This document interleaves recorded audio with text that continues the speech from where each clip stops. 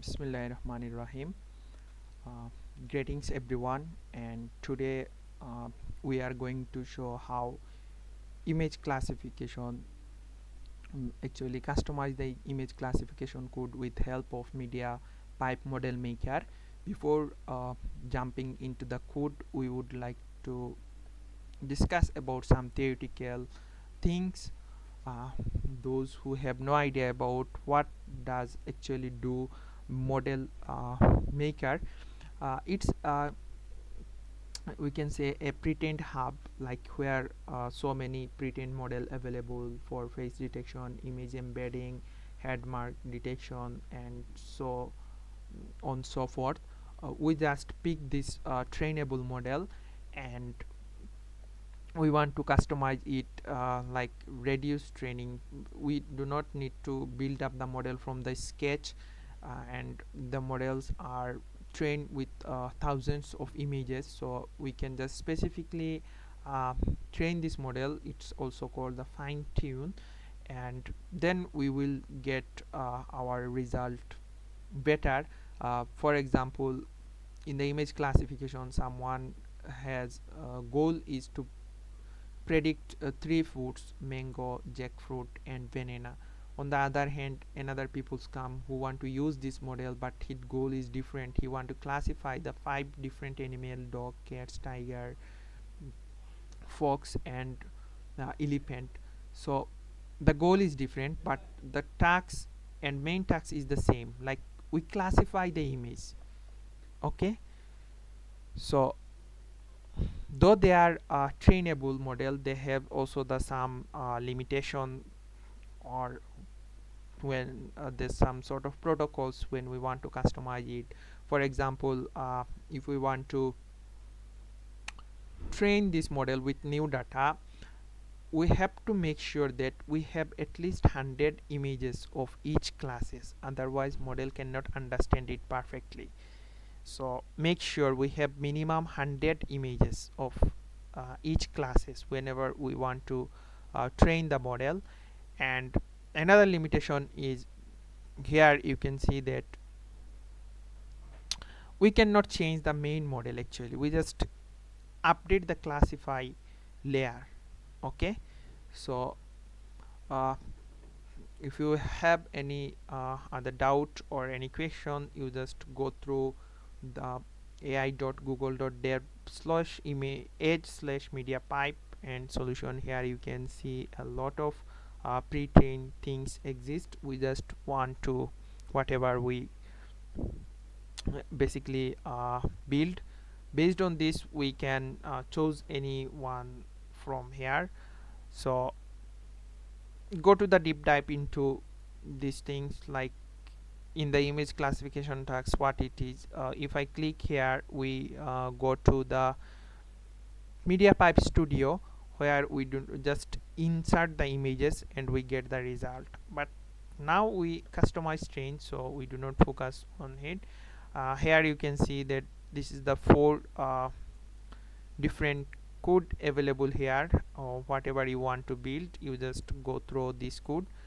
Here I am going to show how Python code with help of Google Colab we can customize it.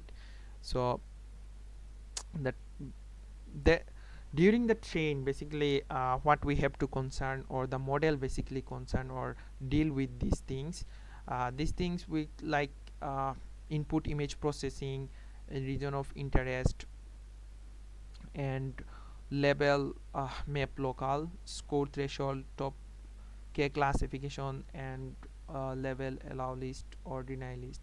So what does the region of interest basically means, and the top 5 classification? I am going to describe a little about these two things.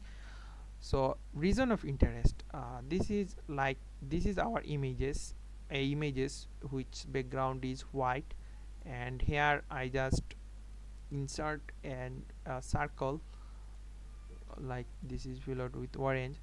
So my goal is what my goal well my goal is to consider this orange area only. So if I look at this right now, I can see that the orange is a small space compared to the background white spaces.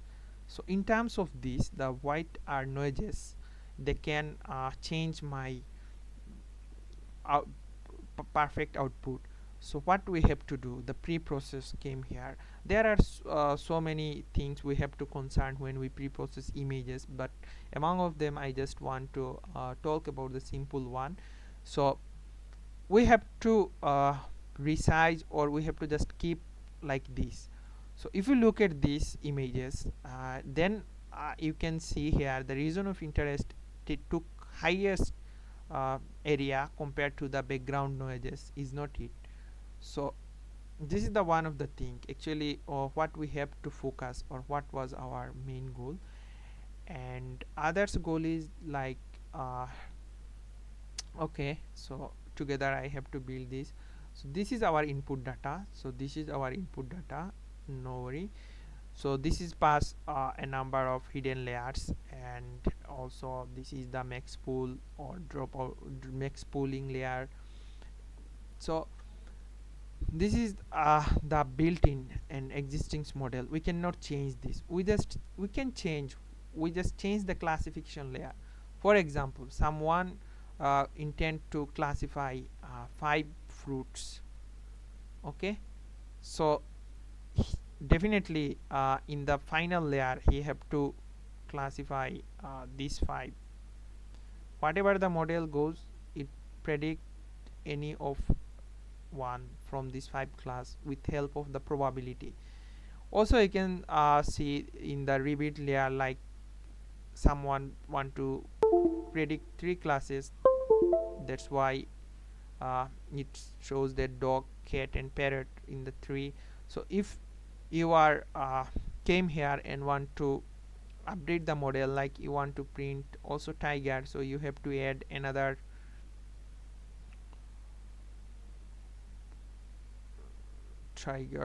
another node here. So basically this is that. So these things is called the top k classification. So top k, which means like k is 4 here, so this is the top 4 classes it return, and it returns the highest probability in the first, like 0.9, 0.6, 0.1 and 0.2.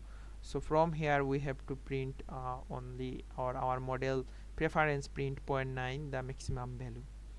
So we just update this layer, okay, the classification layer. Here you can see dot dot, which means that we can change here, we can add many more or less, but we cannot change the thing that is our you can say the hidden layers or train layer.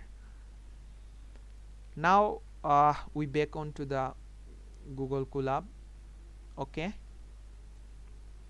So step by step I am told you what have actually happened. I just half an hour ago I just ran this model, so sometimes it took more time, sometimes less, that's why I just run this model, nothing else. But my kernel is active right now. So first of all I have to install the media model maker. If we do not have this library, how do we use it? We all know the basic installation, why it requires. And we from the media pipe model maker we use image classifier. Why? We just, if we go to back through here, you can see there are so many tags available, including face detection, image embedding, image segmentation, object detection. So my task is simple, I just want to print the image classifier, that's why I ignore rest of that thing. So how do we prepare data? Well, as I have less training data available right now, so I just install the toy data from the internet, and if we search it, you can download it directly. And the images we can extract from here. This is our 1 4 5 classes images, and each image is more than 100 definitely. So this is our built-in data set, and we can if we run this, where it saves this temp folder .keras dataset flower photos. So if I just one step back, then you can see here. So if I copy the path, just I want to show you actually is this path. So you can see this the same path. Okay, well, so I have to show how many levels are there, like 1 2 3 4 5. We can see here this 5, and it returns perfectly, is not it? Okay, so here I have to split my this data set, train data and remaining data, and also from the remaining data I have to split into a test and validation. You can also develop a custom image loader if you want with help of torch vision. You can go through this. And image classification model, it has basically two model, and one model it has also three version: EfficientNet and MobileNet. So what is MobileNet? If you want to know, like this is if you have any idea about CNN, so you can compare or just match for understanding that it has the extended version of CNN model. If you want to go through this, this is the paper MobileNet, and it developed by Google. Here you can see like this convolution conv layer, residual block actually see in the ResNet. So this is the conv layer, and here you can see how they calculate it. Wow, the parameter. Okay, 7 multiplied, so huge parameter. This is the actually model architecture. So here is the three, in the first three means the 3 channel. This is the RGB images, and here you can see that this is the actually MobileNet, then version of MobileNet v2, how they developed it. So go through this paper and you have to clear your thought. Okay,